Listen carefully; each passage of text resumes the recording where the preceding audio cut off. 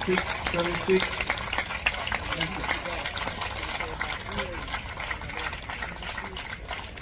Hello and welcome along to episode 14 of the Tennis Asia podcast, and it's qualifying all the way this week as 128 men and 128 women vie for the remaining places in the 2024 US Open.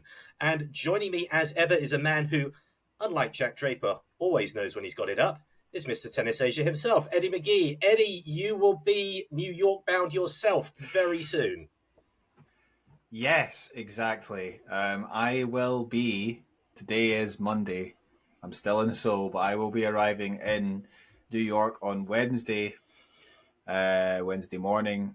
So I might actually be able to catch some of the US Open qualies, which we're obviously going to be talking about, which should be, the first time for me to actually attend a qualifying event at a major. I've been to the majors, some of them before. It's my first time at US Open is in New York, so it's going to be exciting, and I'm looking forward to the tennis as well.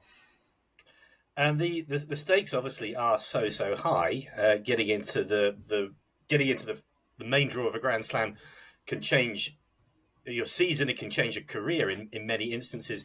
I really like to call the qualifiers for the slams the Grand Slam of the challengers, because that's kind of what it is. Let's get straight into it. Let's waste no more time. We'll go through the men's and then the women's, and we'll go from top to bottom of the draw. So it doesn't take us long. I know you sort of scolded me just before we came on air. I said, "Are we going through all the Kazakhstan players?" And you said, "Yes, of course we are. It's from Tennis Asia." I mean, there's so many of them, and we right. The first tie in it is Dmitry Pokpo. He's drawn the number one seed, actually, Thiago Tarante. Pokpo comes out having lost in the round of 16 in Santo Domingo last week. Tarante's world number 97. So Dmitry Popko, obviously it's not ideal maybe to draw the top ranked, top seeded player in the draw. Having said that, Tarante has ever actually played in the US Open main draw himself. He is certainly more adept on clay, although he has had some success on the hard court. So from that perspective, I think that it is still a winnable match there for Popko.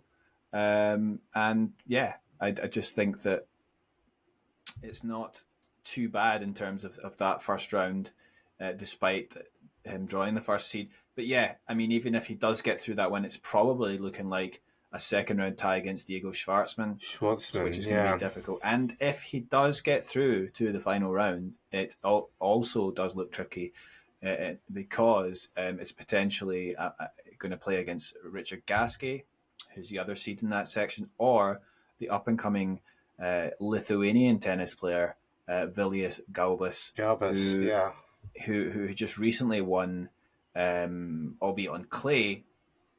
He just recently won in Cordonon, Italy, the challenger title there, and having also reached two challenger finals before that this year. So certainly a player that's very much on the up. He's got talent. He's only 19 years of age.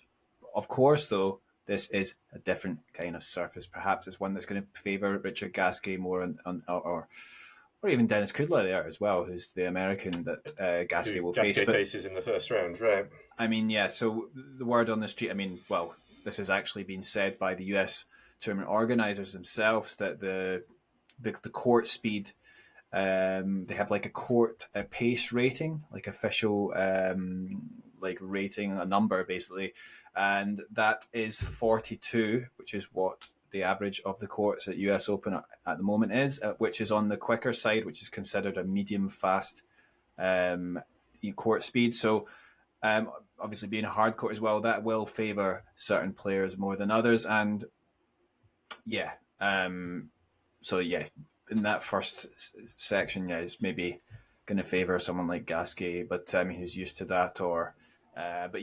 That still leaves that section a little bit open, I think, with Popko having a chance. But if we move down further Yeah, there's no, I think no Asian interest in the second little bracket, but into the third one, we come down to a tennis Asia bowl, and it is Bu Yunchaokete who is seeded 21. He faces Yasutaka Uchiyama. It's a Karatsev section, I think. Bu hasn't played since that topsy-turvy final against Jacob Fernley in Lincoln last week. Uchiyama not at all since the qualies for Washington.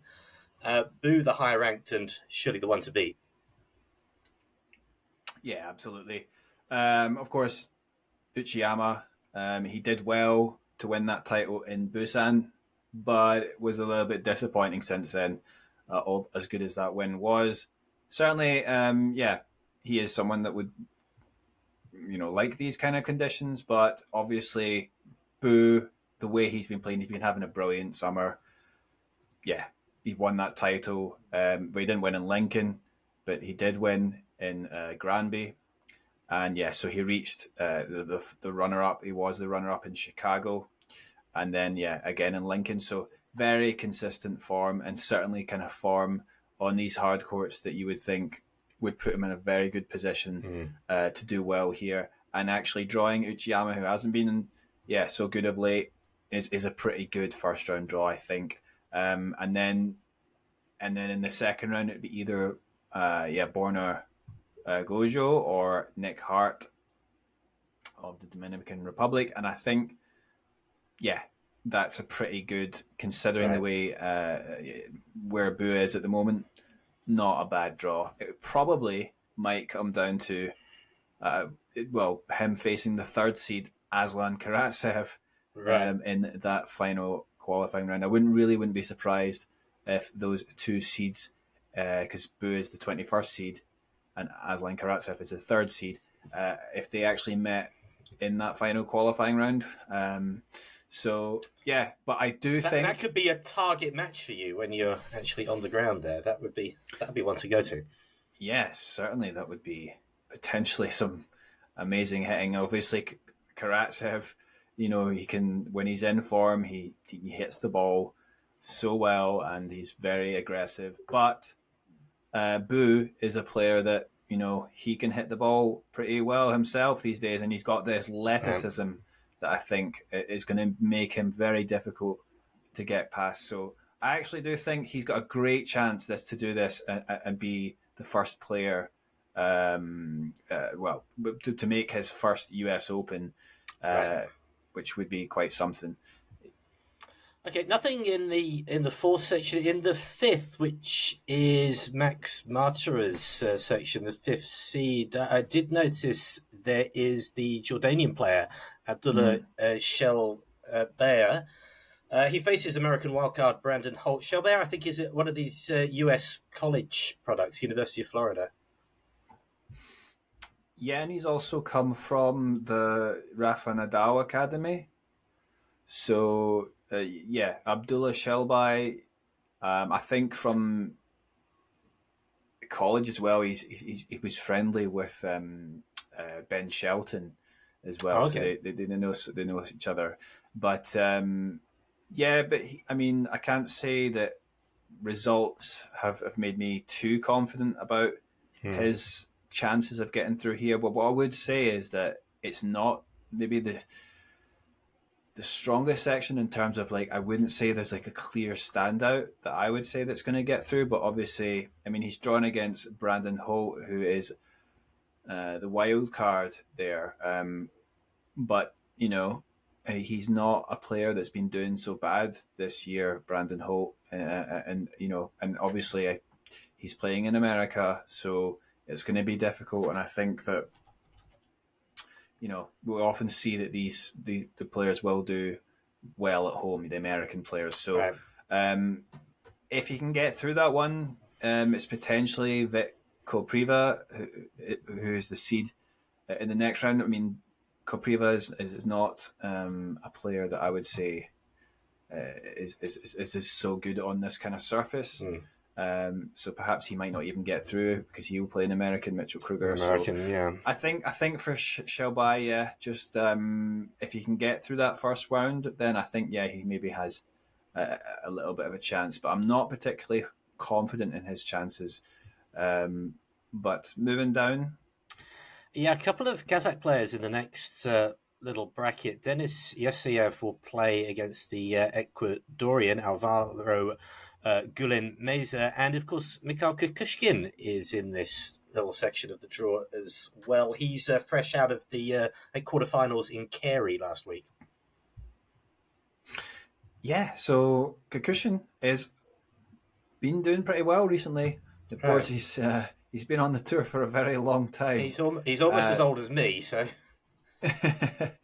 Yeah, well, he's 36 years of age. Yeah, yeah, and of course, he's a guy that's done pretty well in the slams in terms of, I mean, he was a top 50 player at one point, and he's been in the third round of the US Open numerous times, but he hasn't played in the main draw of a slam since Wimbledon 2022.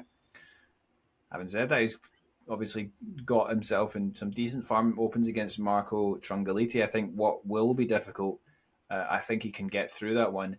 In the next round, though, he's got to play Alejandro Morocañas or Lee, two players that have had a pretty good year by their standards. Morocañas, been pretty good. And then Lee 2 actually hitting some form after not really starting the year so well.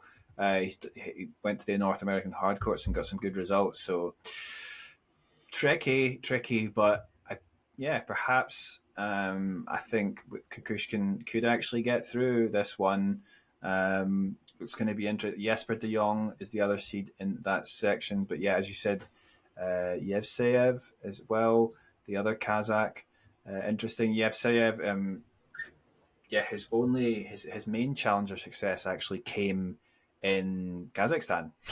Funnily enough, yeah, he was the runner-up in Nursultan in 2022, and then he won the title in Astana in July last year. So, but yeah, obviously this is not Kazakhstan, but he came pretty close because he actually he got to the third round in qualies at Wimbledon.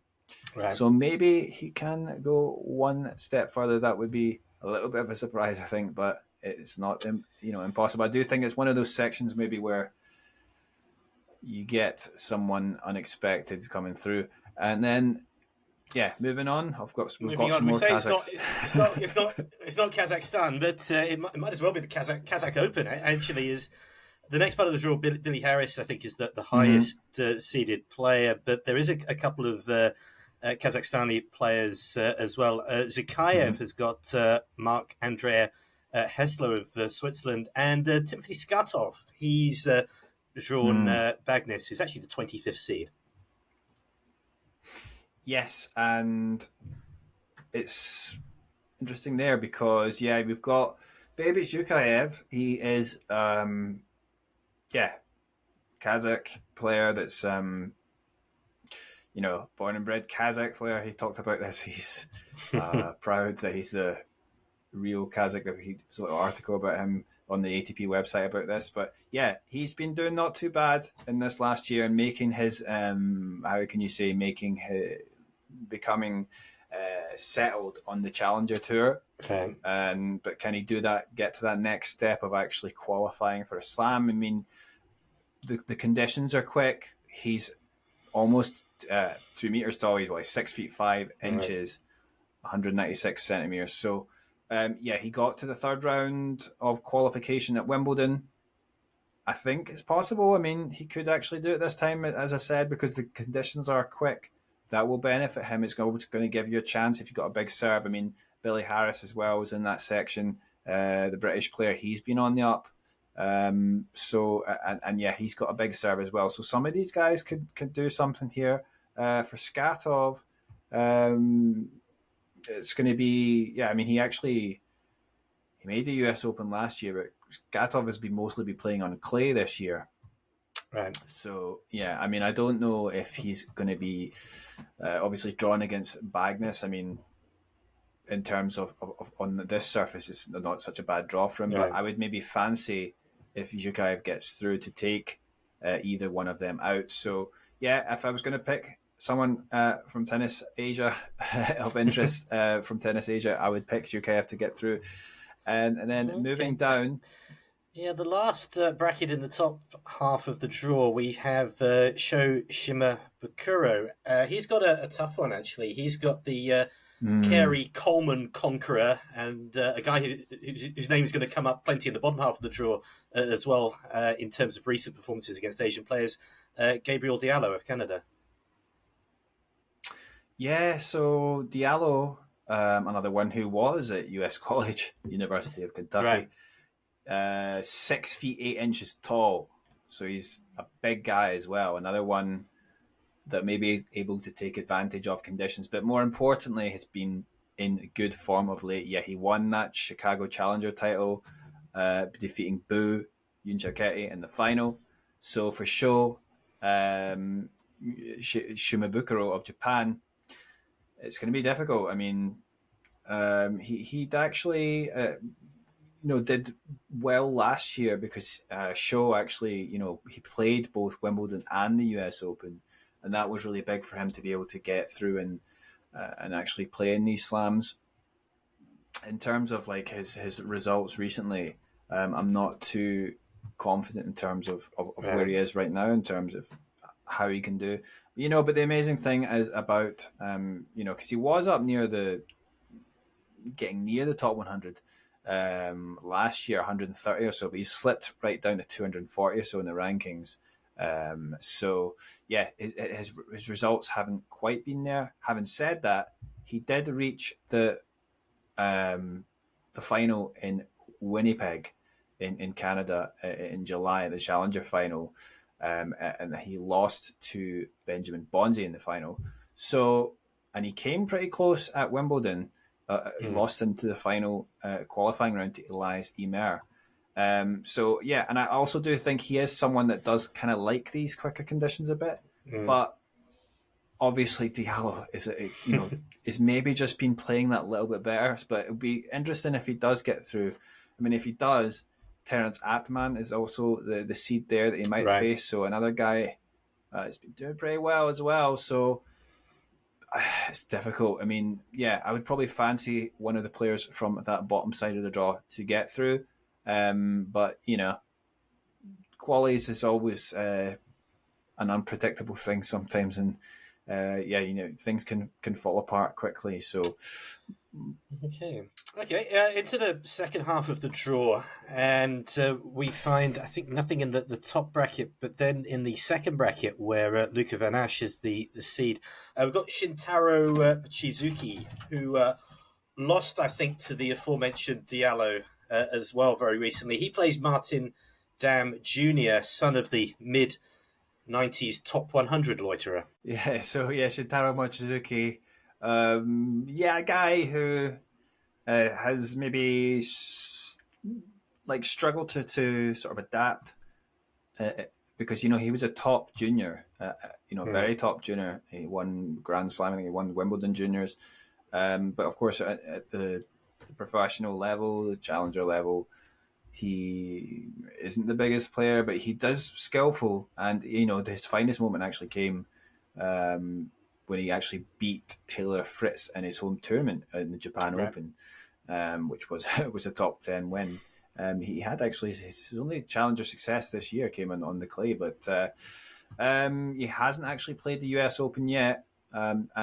Playing Martin Dam Jr. in the first round is perhaps not the easiest one because, Martin Dam, he is also a big player that,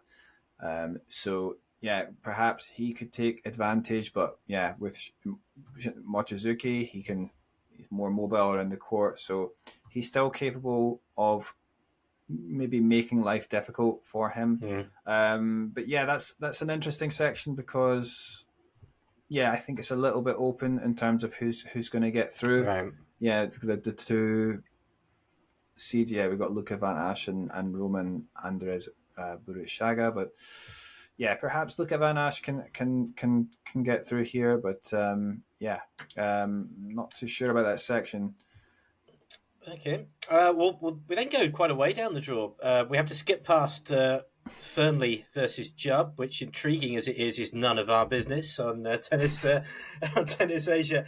I think the next one we find ourselves up with is Hong Seong-chan, who has got a pretty, on paper, a tough-looking tie with Joseph Kovalik, who's highly rated, has been highly rated, but hasn't won a match for, I think, more than a month. The Karlsruhe Challenger was the last time I think he won a match. Yeah, right. So Hong himself, of course, has been in great form Right. by his standards recently because he got that amazing victory against Karen Khachanov, and that was in the ATP 500 in Washington. So it was great for him even to qualify there. But yeah, to beat a player of that quality shows you the level that he's bringing this year has been pretty consistent.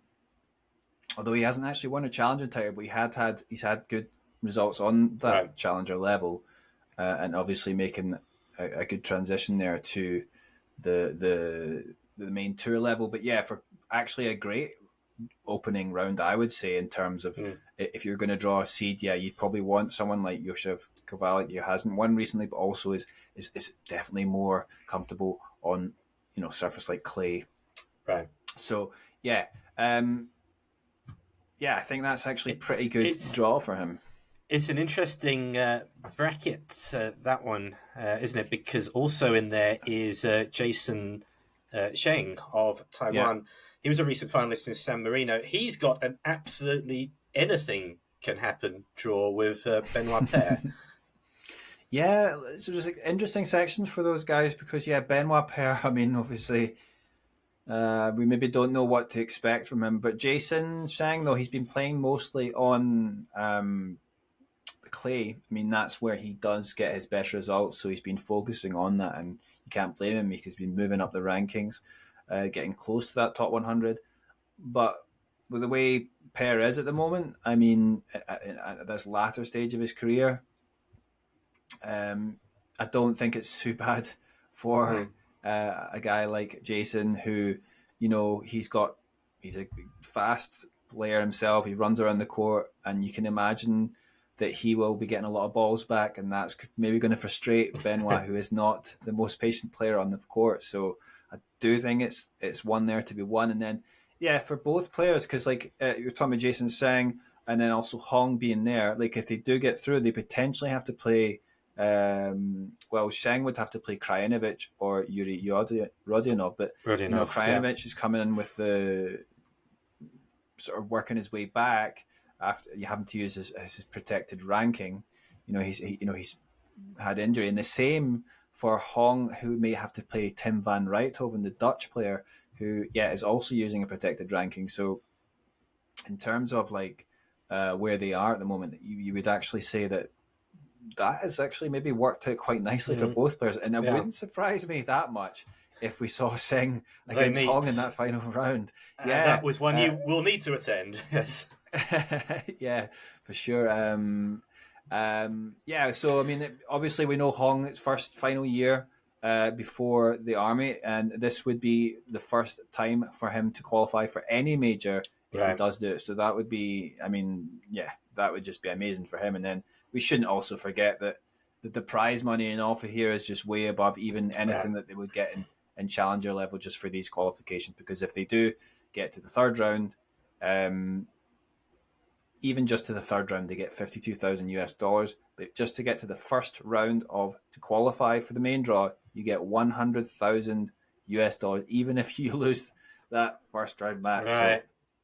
So huge money in offer. That'll pay for your coach for the next year. But the next, the penultimate bracket in the draw is where our interest ends. Coleman Wong is in that section. I think Xu Yu Shui of Taiwan is in it as well. Coleman was a victim of Gabriel Diallo in Kerry. He matches with 15th seeds Christian Garin. Yeah, so this is interesting as well. I mean, as far as first round matches go, that's a pretty interesting one. Christian Garin is not an ideal first round, would you say? But obviously, Coleman has maybe hit form at the right time. That was just coming off a semi, and then a runner up in Lincoln in that challenger. So, and then obviously losing out to Jacob Fernley, who was playing really well in that match. So yeah, but he has to get through fewer matches to qualify here. But yeah, potentially difficult one for to play Garin. But I think that Coleman could win this. I mean, a lot of the time here it comes down to motivation, and Yeah. certainly you would say, the stages of the career, Coleman is going to be perhaps a lot more pumped up to win The this. hungrier. Yeah. I mean, of course they do. I'm sure that Christian Gary also wants to win, but it's just it just maybe it's coming together at the right time for Wong. He is the hard courts like this is good for him, and a quicker one too. And potentially, he's going to play Shu of Taiwan in the second round. Who, after having a good run in Taiwan, kind of dropped off a little bit, but he has been playing tennis consistently. Even dropped down to the ITLF level though, and did well there though. Just to probably want to get the matches in. But yeah, Rudolf Molleker, who the German player who he's drawing against, I do think that's one that they can get through. With the Garin Coleman Wong match, I could see it going either way, but maybe I lean slightly Coleman because just of the way he's been recently. So, but I do think it's quite possible that we'll see the Hong Kong player against the Taiwanese player in that second round, and then that would be an interesting one. Perhaps Shu is a little bit more consistent player, but Coleman got the bigger weapons, so I think that could be another interesting one. But perhaps for Coleman, he's just playing at a higher level at the moment, and this might be his chance to get to the US Open and indeed a Slam for the first time. So one thing we should just mention quickly is that also we do have in the draw, although he's officially, I think, a German player on the ATP website, he does represent Lebanon, is the Benjamin Hassan. It's actually there as well, and he's drawn against Pierre-Hugues Herbert. Tricky draw for him though. He's been I think he's been playing in the clay this summer, and obviously he did okay at the Olympics as well. But Pierre-Hugues Herbert, that's a difficult first one. But then if he does get through, maybe he has to play Maxime Cressy.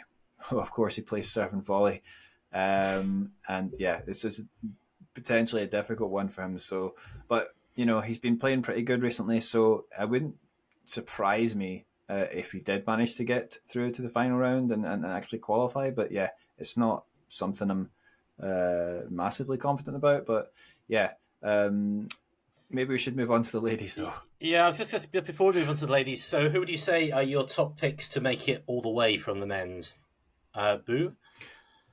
I think, looking at the draws, I would have to say Bu is the top one in terms of, I think definitely in terms of the way that the draw's gone. I really feel like he's in a good place at the moment, and he is my top pick, I would say. And if I was going to pick maybe a second one, just maybe based on the way the draw was, perhaps Hong, actually, because that would be big. That would be big, but definitely Bu's the top man there. Bu and Hong, you heard it here first. Moving across to the women's, and it's episode 14. This is only the second time we're actually going to mention her, which is absolutely miraculous. And we actually have no justification for mentioning her at all. But Priscilla Hon is actually in the qualifiers. She's got I just saw her in the top bracket. There's no Asian interest in that though, so we're not going to talk about it. The first tie of interest to her, Sara Saito. This is in the, I think, the third or the fourth bracket. She's got Irina Shimanovic in the first round. Yes, Sara Saito, who is, Japanese teenager. She's still only 17 years of age, but has been making waves on the ITF circuit. She recently just won a 100 title, but that was on the clay. But hey, before that, she had pretty good, consistent results on the hard courts as well. A lot of expectation from her. She did amazingly as a junior, and now she's stepping up to the pro circuit pretty comfortably. So I would say that as far as a first round goes, that's not a bad draw for her. So. yeah, maybe she has an opportunity to actually get through here, because then she's also drawn the first seed that she could face would be Maya Joint, who's the 32nd seed, so it represents the lowest. Yeah, it is the lowest seed that she could have faced. So, yeah, could have been tougher. I would say though that she's also a youngster from Australia, Joint. So, and she's actually got to the final of WTA Challenger event recently. She lost to Alicia Park. So yeah, and it was also in the final of a clay ITF 100 and lost to Lulu Sun. So these are two talented players of just so young that they could meet though in that second round, and that would be interesting if Saito was managed, if she did get through to that final round, though she may have to play the number 3 seed Haley Baptiste. So it's quite a tough run there for her. Obviously, an American, and playing there, she have big support, so it would be a real test for her, and it would be quite something, I think. I mean, obviously she's got the talent, but to get through that would be, difficult. But as I say, you never know what's going to happen. The draw might not work out like that. We'll see. Right. The fourth seed in the qualifiers is Mei Hontama of Japan, and she has drawn Anastasia Tikhonova of one of those countries which must not be named. Yeah, so Mei Hontama, fourth seed, playing against Tikhonova of Russia. So Mei Hontama, obviously she's the fourth seed, and but she's never actually qualified for the US Open, and yeah, I'm not sure that she's been in such good form recently. She hasn't had the results that have stood out. I mean, she did really well, in the past to actually qualify. I remember she qualified for the first time for the slams, but yeah, her results over the summer don't lead me a lot to be confident about. She's only won a handful of matches, and she hasn't been past a quarter final, and that one quarter final was in an ITF 50 event. So yeah, going to be difficult for her, and I'm not too hopeful. But I mean, we've got another Japanese player though in the next section though. That podcast favorite, Shibahara. She's got the Ukrainian, I think. Yeah, Ina Shibahara of Japan. She will have to play, Katerina Zavatska of Ukraine. So Shibahara is obviously on the up, and she has had some decent results. As far as the first round goes, that is one maybe that's not too bad for her, and I do think it is winnable. In terms of whether she can actually go all the way and qualify, well, I mean, in the next round it gets quite tough because you have to play Rebecca Masarova of Spain or Fran Jones, who are very good players, and players that have been, they've had experience at the quite high level as well. So, yeah, it's going to be difficult. But I think one step at a time for Shibahara. She has shown glimpses that she can do well. And yeah, it will be interesting to see. And I think the quicker surface is not too bad for her. So, yeah. Okay. But the remainder of the top half of the draw, the only other Tennis Asia representative is Xinyu Gao of China. She's got Olga Danilovic from Serbia, who comes in as the 8th seed for qualifying. And she's in the in Bektas's little group, I think. Yeah, difficult first round for sure against Danilovic. And really, I'm not sure we can look past that. I mean, Danilovic, quite a strong player herself, physically big. She has been inside the top 100, and yet she has played these slams. Thing is, the last time she qualified for the US Open though was in 2021, and she went out in the first round of qualies the last 2 years. Okay. Certainly though, as well, for Danilovic, she is a player that is much more adept on clay. So perhaps, I mean, Cao Jinyu can actually maybe give her a little bit of trouble, because, certainly for her, she's much more comfortable on this surface, and she did have some results. She won a 50K in Shenzhen in April, and then she won a 50K in Tunisia, both on the hard courts. So, sometimes it's about, Danilovic, okay, she's the better player on paper, but Gao Jinyu, she's coming up perhaps to, a good point in her career. So it's different points for both of them, and maybe that sort of, as we talk about motivation, that is something that can get her through. And if she does get through, she may have to play the youngster Victoria Jimenez Katsinseva. She's the one from Andorra, but she's still only 19 years of age. She's also looking to qualify for her first major. So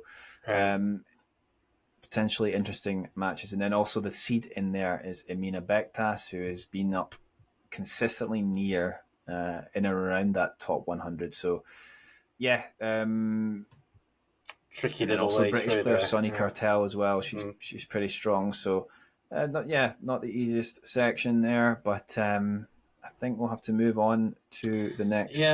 Bottom half of the draw. The first one we come with, it's actually two Thai players in the draw, but a lady we've mentioned quite a lot on the podcast over the last few weeks is Lanlana Tararudi. She's drawn against the 11th seed Ann Lee in the first round. Yeah, difficult first round, but obviously, being unseeded, that's going to happen. But I mean, Ann Lee, being American as well. I mean, it doesn't help when you have to place a local. She was a player though that was high as the top 50, and I mean, I haven't followed too close, but she's obviously had issues where she fell right down the rankings. But recently, she got some results and success on the clay actually this year. But she is a player who's also had good results on hard court. I mean, she won a WTA 250 that was one of the results that got her up to near those higher reaches of the rankings. So but as I say, like maybe Lanlana, obviously she hasn't qualified yet, and she is on the up. I think she likes this hard court. She's a little bit quicker, but it's gonna be difficult for her, I think. But I mean, if she can get through that one, and that's going to be difficult, then maybe things open up a little bit for her. She's got either Astra Sharma, the Australian, or Ruvroy in the second round, and then the seed in that section, the other seed, is the Latvian player Daya Semistaya. It's not going to be Semistaya. I was saying the name wrong here. Semistaya, but I think all about that first round match, and then maybe it opens up a bit. Certainly. Okay. Moving down, just actually not too many more to go through here, but moving down, the next one is Zhao Xuan Bai, I think, or did I miss one? I think we're a bit pressed for time, so maybe I'll run through some of these ones quickly. So in the 17th seed, we've got Bao Zhou Xuan, of China. She was, I did see some of her matches at Wimbledon. She failed to qualify for, or did she? Oh no, sorry, I'm getting wrong. She did play Wimbledon, she did. But she lost that opening round match. That's what it was, She's got a wild card in the first round, so could have been a worse draw. Yeah, absolutely. Yeah, so Valerie Glozman and then Zhidanshek or Lipchenko. So it's not too bad in terms of from that perspective. But then going through, Alicia Parks is the seed in that section, potentially in the final round, which would be difficult. But moving on, and maybe talk about Nao Hibino. the bracket of death is the next one, because it doesn't matter what Nao Habino does, because we know Jiang Sujung is qualifying out of this section.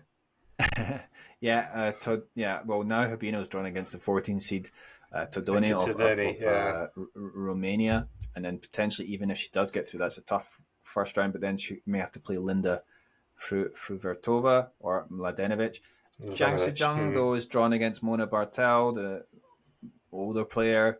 Veteran. Not too bad for a first round. I mean, Jiang, definitely the Korean player, she likes these hard courts. That's where she performs best for sure. But even if she does get through that, and she might, Jiang, she will have to play either Sasha Vickery, 24th seed from America, or the player we've talked about a lot recently, Wei Sijia. Yeah, so Wei Sijia, obviously she's on the up. She got to the third qualies round in for the Australian Open that obviously failed to get through, but she just won that Lexington Challenger that was a 75k. So yeah, again, a player that's made waves up the rankings. And yeah, with Sasha Vickery, American 24 seed is a difficult draw. But hey, it's wouldn't be surprised me if she gets through, and if she does get through, then perhaps that's going to be an interesting match against Jiang in the second round. She'd also move on. Got to be there for that one. Alex Eala, very quick. Alex Eala, she's got Medicine English. Yeah, difficult draw, I would say, because I mean, obviously Ayala has been doing pretty well recently. She also won a title, but yeah, drawing against Madison Inglis, difficult for a non-seeded player to draw that, and then she may potentially is going to play the 15 seed Nuria Parises Diaz. Also in that section, they're in the same. Serena Diaz and Yejin Ma. Yes, it's quite a Tennis Asia bracket as well, isn't it? Yeah, so we're definitely going to get at least one Tennis Asia player through to the second round there, because Diaz of Kazakhstan drawn against Ma Yeshin of China. Yeah, so potentially, I know Ma Yeshin, she's been quite active as well. So whether she can take out Serena Diaz, obviously Serena Diaz has, she's another player that's was out for a while and she's making a comeback here. So yeah, interesting to see how that goes. And then I think final bracket is Xiaodi Yu is in it, and also Mananchaya Sawanko, the other Thai player. Yeah, that's right. Yeah, but Sawankao drawn against Pigossi, the 26th seed from Brazil. Sawankao is from Thailand, is a young player, quite young. She's 22.